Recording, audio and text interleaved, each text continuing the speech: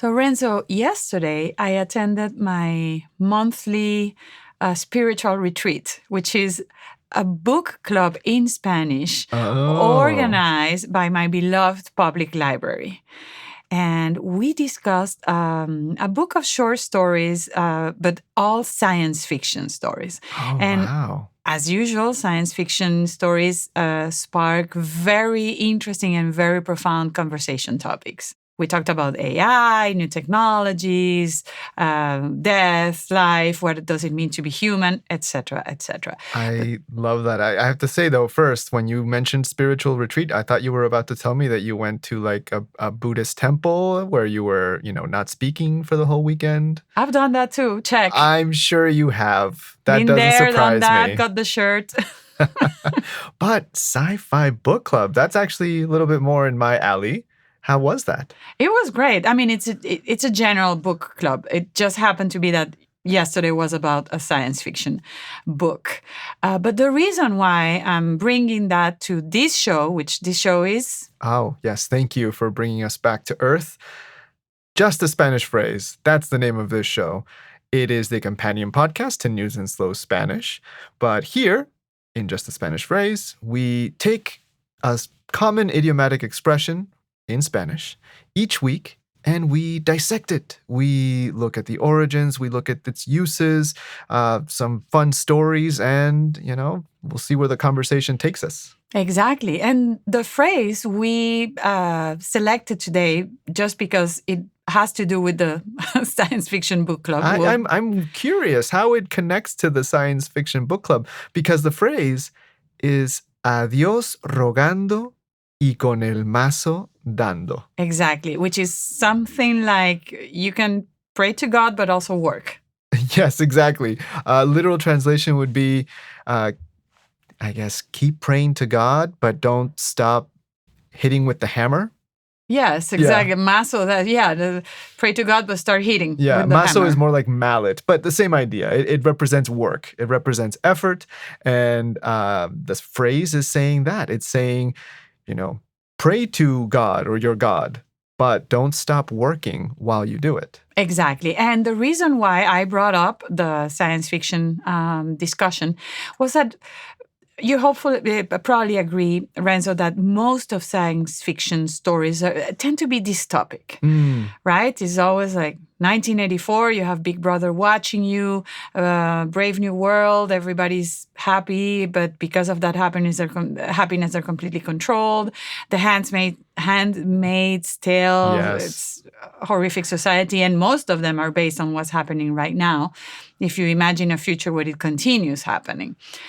But the reason why it has to do with adios rogando con el mazo dando is because the moderator of the book club, she ended up asking us, do you think there's anything we can do as individuals to stop all these massive and very fast technological advances that are going on right now? Do we have, as individuals and also as small communities, any responsibility towards the future, or we're absolutely powerless? Wow. That's not a light question.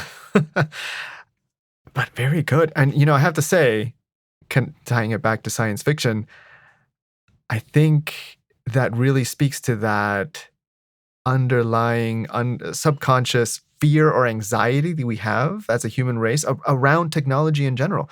Because to answer your question, technology has always moved faster, whether it's the wheel, the printing press, and now the internet, and now AI.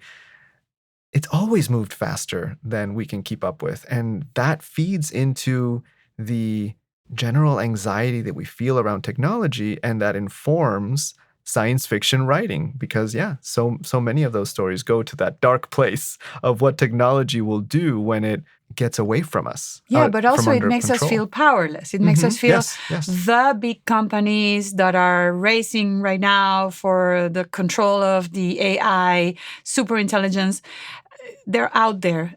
But what about us as individuals? Like, for example, I complain about social media and the damage it causes to the psyche, the psychology of, but I still use it. I complain about fast fashion, but I still wear it.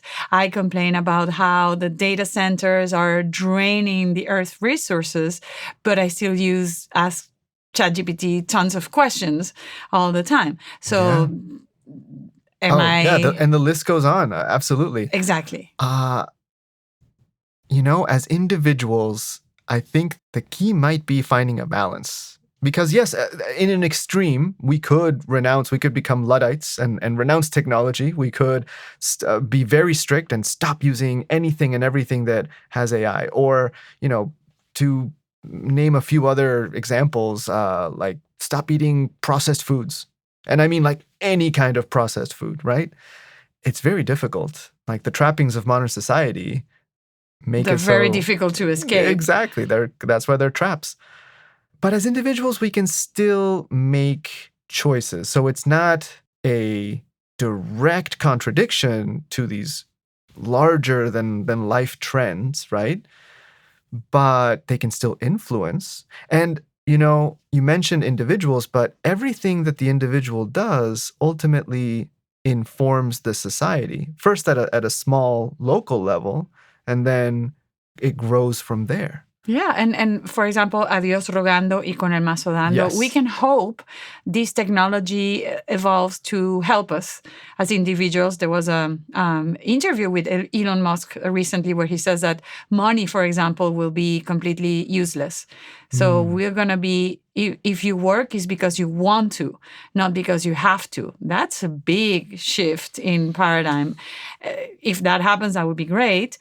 So that's it. We can hope that these technologies will help us for the best, but also there's many things we can do. And one of the participants in that book club said, technology wants us locked in our houses, watching Netflix and buying a bunch of stuff through Amazon, not going out, not interacting with other humans. Mm-hmm. And I think a form of resistance is having face-to-face conversations, going outside and creating community. A book club is a good example of a community creator event. Yes. Having like arts and crafts in the street, or like playing games, having no technology hours or events. So I think adios rogando con el mazo dando. Yes, we can hope for the government to regulate, or for the big company to be responsible, but we also can do a lot. Yes, individual choices. Exactly. Right, and it speaks to a growing movement that people call digital detox. Oh, yes. Putting down your phones and, like you said, participating in analog activities, with your friends, with your community, and just doing things out in the world that are truly social, as opposed to social media, which, like you said, is more isolating. The great irony of that. So, back to the phrase, adios rogando y con el mazo dando. We could say in a secular fashion that you have to put your money where your mouth is. So, in other words, you can say one thing, but you have to back it up with your actions. And that's similar to adios rogando y con el mazo dando. You have belief, you have intention, but you should align that with your choices and your actions. Yeah, it's like, I want to be strong. Are you doing weightlifting? I want to be healthy. Are you eating healthy? I want to be a movie maker.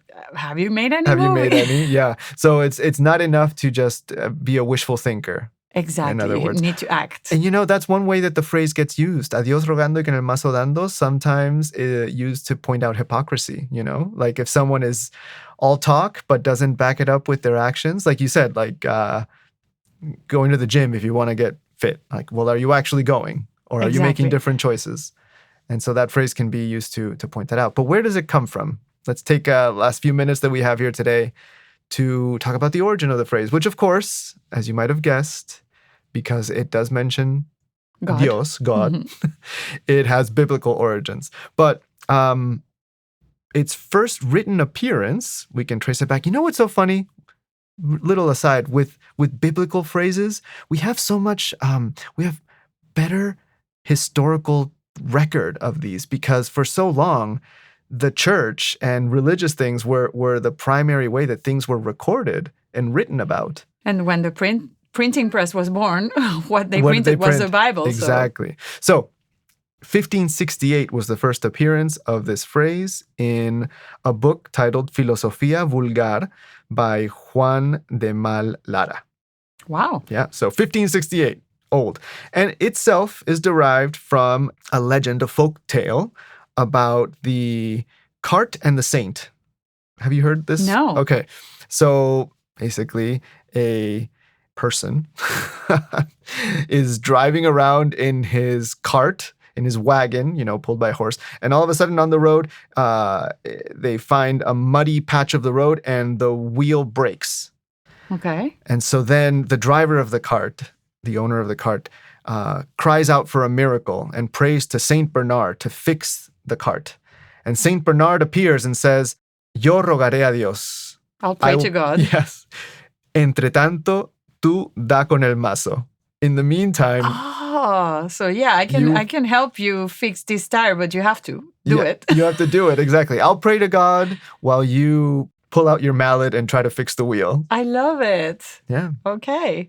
So unfortunately, we run out of time again. This show goes by so fast. I know. But we hope, let's pray that we can see each other next week. But prayer is not enough. Also, come back and listen next week. And we'll do our part. We won't just pray. We'll bring you another phrase. Adios.